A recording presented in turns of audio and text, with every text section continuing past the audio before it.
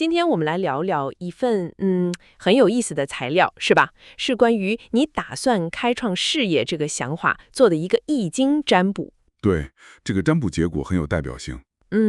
你得到的卦象是从地天泰变成了地雷复，还有2个动爻92和93，时间点也挺明确的，乙巳年甲申月癸酉日丁巳时。是的，我们的目标就是把这些听起来有点玄妙的古老智慧，给你翻译成能直接上手用的创业建议。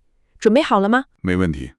这份材料有意思的地方在于，它把易经的这个动态变化，就是本卦、动爻、支卦这些，跟创业里那些实实在在的挑战结合得挺好。对，易经很看重实和变，这次卦象的变化可以说正好就勾勒出了一条创业可能走的路，从开始挺顺，到中间遇到点波折，然后怎么恢复过来。咱们不光是看吉凶，主要是提炼策略。好，那我们就按顺序来，先看起点，就是这个本卦地天泰。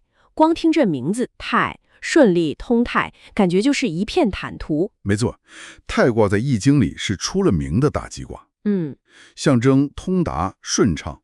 你看它的结构，地在上，天在下，这个意思是地天之气能够顺畅交流，阴阳调和，就像空气流通一样。对，有点那个意思。像天上的雨露能下来滋润大地，地上的水汽也能蒸腾上去变成云，是个良性循环。那放到你这个创业的事儿上，就意味着一个黄金窗口期。黄金窗口期具体是指哪些方面呢？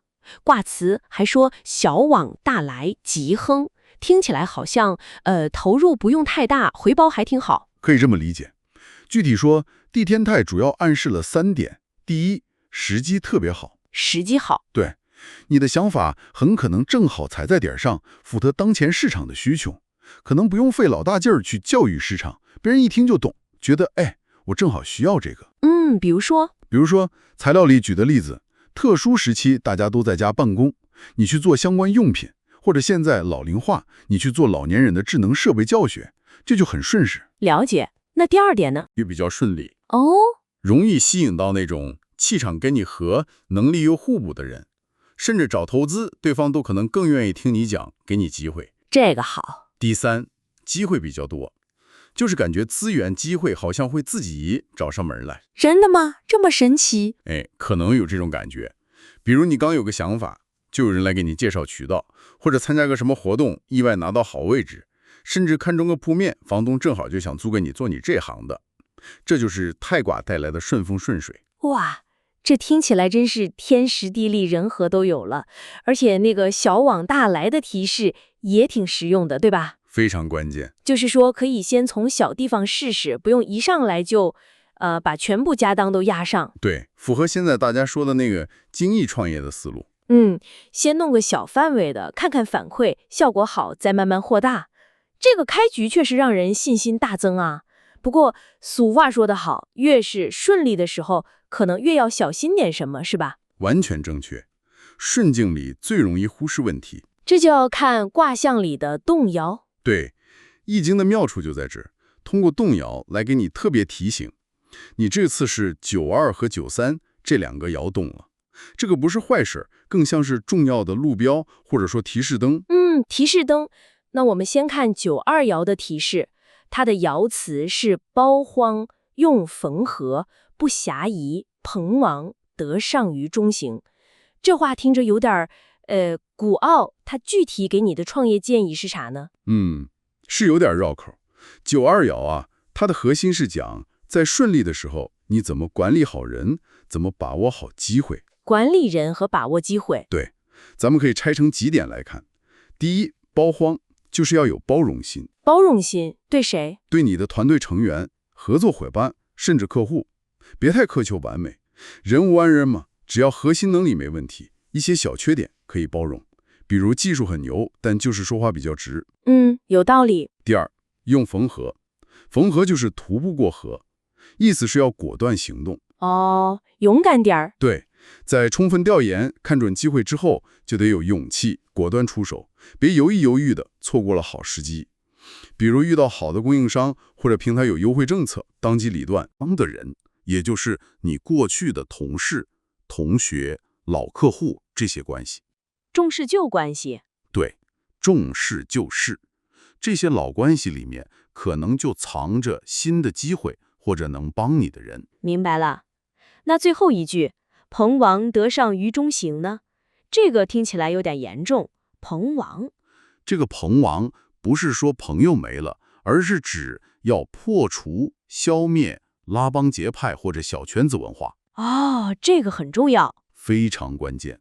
所以连起来就是朋王得上于中行，核心提醒，避免任人唯亲，不要在团队里搞小团体，要坚持公平公正的原则，中行。按能力和贡献来。对，依据能力和贡献来分配任务、利益。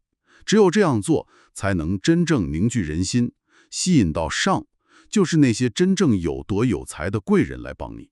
很多创业公司初期发展挺好，后来出问题，往往就跟这个有关。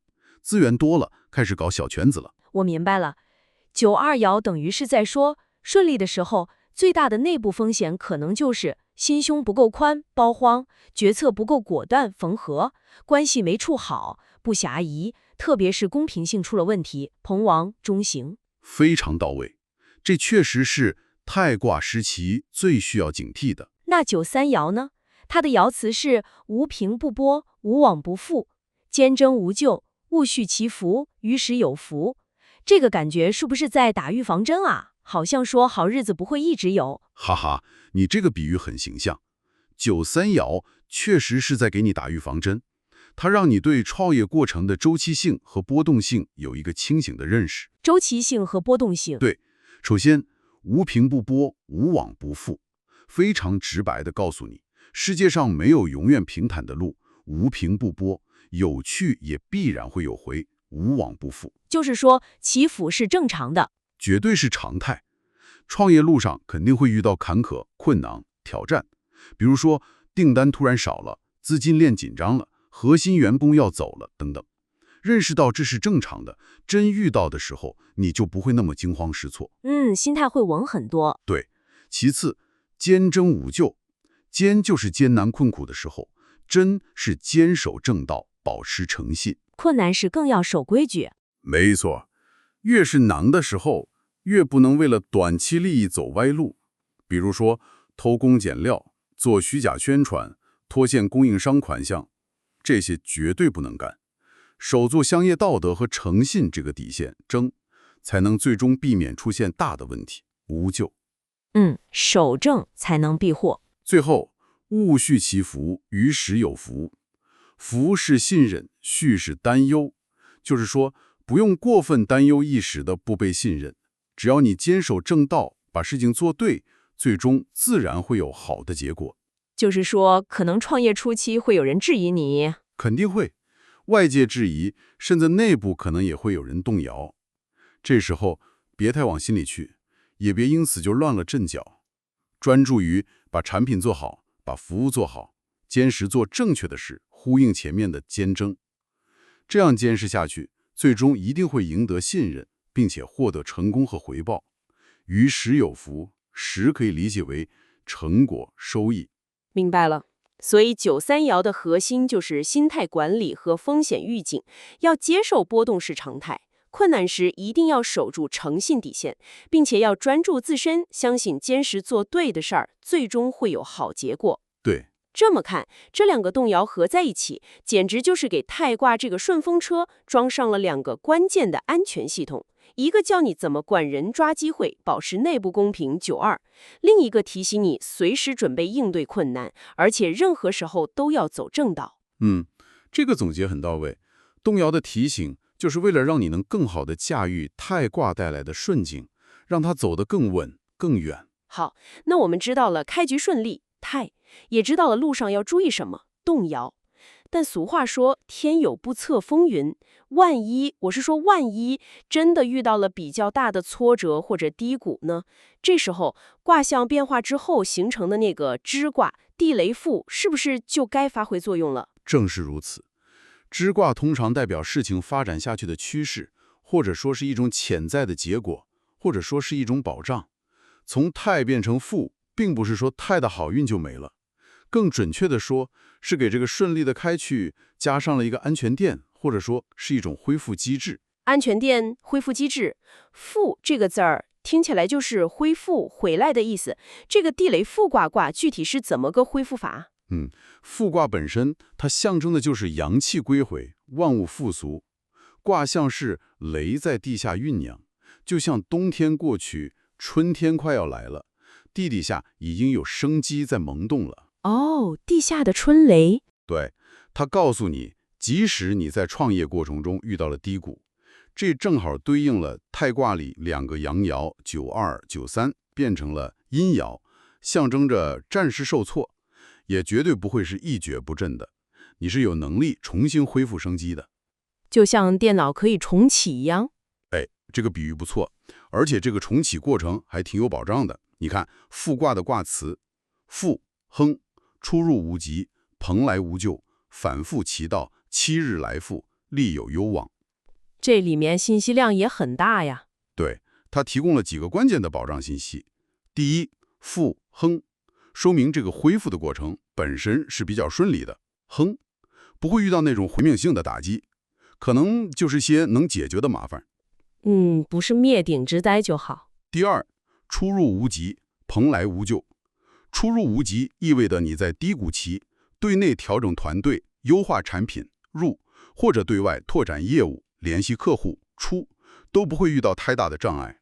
内外调整都还顺畅。更重要的是，蓬莱无咎。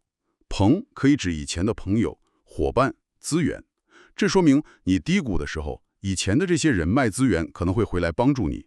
而且他们是带来正面作用的，无咎，这说明你之前打的基础还在。哇，这个太重要了，有人拉一把。第三，反复其道，7日来复。这个7日不是实指7天，是个象征意义。对，象征周期很短，意思是你遇到的这个低谷不会持续太久，可能就是1-2个月或者1个季度，很快就能迎来转机。这个信息对于保持信心非常非常重要。确实，知道低谷是短期的，心态就不一样了。最后也是特别关键的一点，利有攸往。这句话是说，主动去行动是有利的。哦，不是登的是好转。不是，复卦绝对不是让你躺平了被动等待，它反而是鼓励你要主动出击，去寻找和创造转机。怎么主动出击？比如在低谷的时候，更要积极的去调研市场，看看是不是方向错了，或者优化产品，提升竞争力。或者更主动的去联系客户、合作伙伴，寻找新的突破口。就是说，你要主动去往，才能加速这个复的过程。这个地雷复卦简直是给创业者量身定做的定心丸加强心剂呀！哈哈，可以这么说。它不仅告诉你，别怕，就算遇到低谷也能过去，而且恢复还挺快，还有人来帮忙。更重要的是，它还告诉你，这时候你得主动去干，才能更快的好起来。正是如此。这一下子让人感觉面对挑战的时候底气足了很多，知道自己是有复活甲的，输得起，能满血复活。对，复卦的存在让整个从太到复的这个变化看起来不是一个单纯的下行路线，而更像是一个经历波折但可持续发展的模式。它为太卦那个顺利的开局提供了一个非常强力的兜底保障。明白了。开局顺利有太，路上有动摇提醒，万一不行了还有复来兜底，整个逻辑链条很清晰了。我们再快速看看占卜的那个时间点，乙巳年甲申月癸酉日丁巳时，这个时间信息对解读这个卦象是不是也有一些特别的意义？易经占卜非常重视时，也就是时间，因为古人认为时间本身就蕴含着当时的某种气场或者说能量状态。你看这组干支组合，乙巳年甲申月癸酉日丁巳时，它其实也和我们刚才解读的卦象形成了一种挺有意思的呼应。怎么说？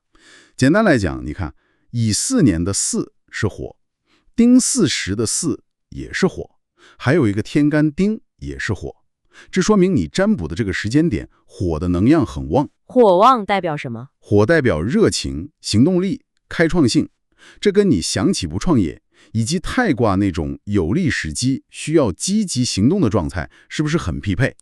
确实很有干劲的感觉。但是你看，月份是甲申月，申是金，日子是癸酉日，酉也是金，天干癸是水。金和水呢，通常代表理性、规则、冷静、谋略。哦，有火的热情，也有金水的冷静。对，这就很有意思了。特别是月份的申金和年份的巳火还有点小冲突。巳申合中带克，日子的酉金又能生天干的癸水，这等于说这个时间点本身就在提示你现在有很强的开创热情和行动力，火旺，这很好，要抓住。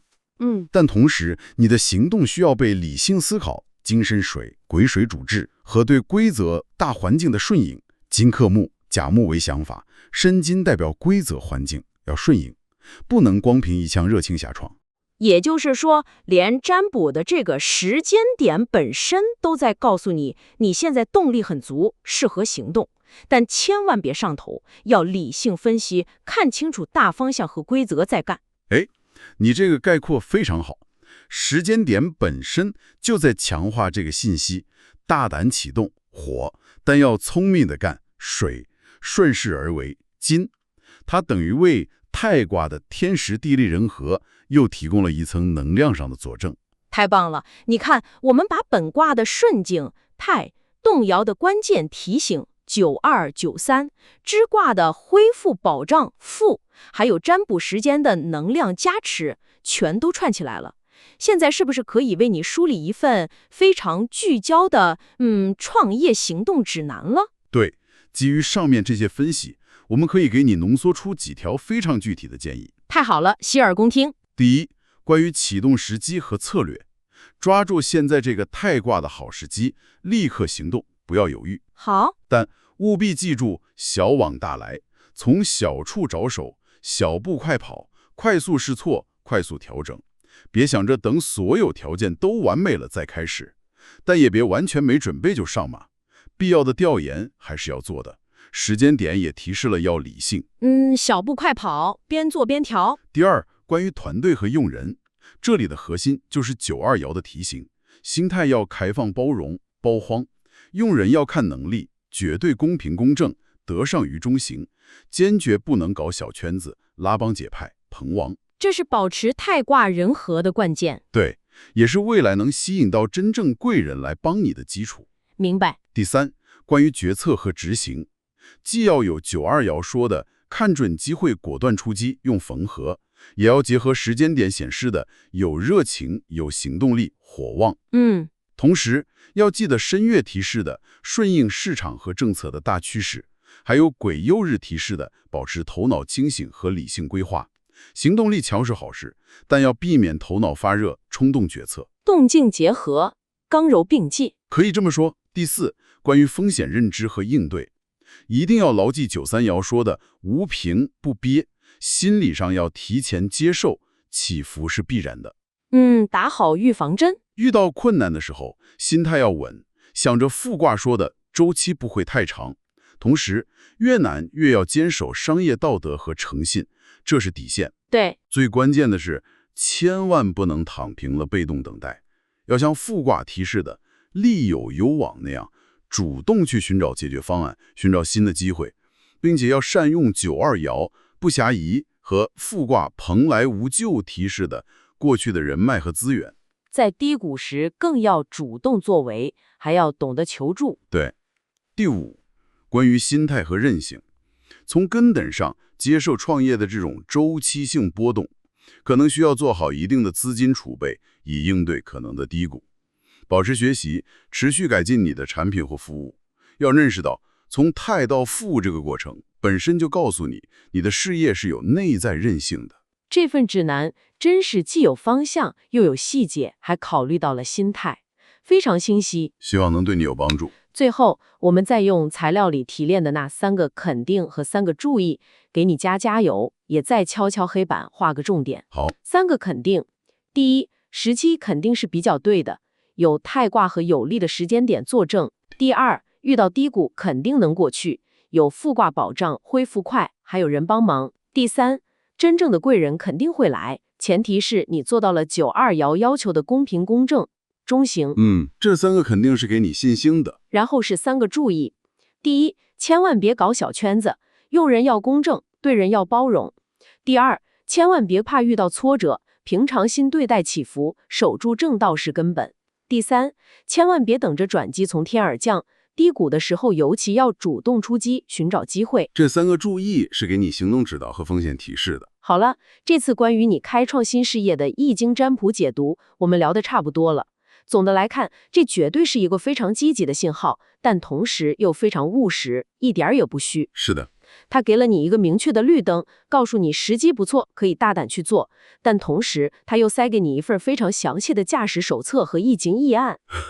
对，手册里标明了哪些地方路况复杂，要特别小心驾驶、动摇。预案里告诉你，万一车子抛锚了，怎么能快速重启，而且还有道路救援、复挂。这个比喻很贴切，它确实展现了易经作为一种战略指导工具的价值。它不是简单的告诉你好还是不好，对，而是基于你当时那个具体情况，把你的优势、态、潜在的风险点、动摇以及你内在的恢复能力都给你点出来了，还结合了时间点的能量，可以说提供了一套相当完整的行动框架。核心要点就是那么几条：抓住好时机，用开放和公正的心态去管人管事儿，提前为挑战做好心理和策略准备，并且要相信自己有能力从低谷中恢复过来。没错，那么，在你准备启程大干一场之际，也许还可以再思考一个更深一点的问题。哦，请讲。既然这份解读已经揭示了你的事业发展可能会经历这种扩张态，然后到收缩恢复负的自然循环，那么你是否可以从一开始在设计你的商业模式、管理方式，甚至是你自己的心态建设上，就有意识的、主动的去构建一种穿越周期的能力，或者说叫周期性韧性呢？这个题很有意思。就是说，不仅仅是在遇到低谷时被动的去应对、去付，而是从一开始就把这种可能的波动考虑进去，提前设计好一些机制，让你的事业能够更平稳、更有韧性地穿越这些周期。对，这确实是一个更高阶的思考，从被动应对恢复到主动设计韧性。这或许是这份古老的易经智慧，在给了你具体的行动指导之外，留给你的一个更深层次的启发吧。很有可能，值得深入思考。再次感谢你和我们分享这份有趣的材料，也祝你接下来的创业之路一切顺利。谢谢。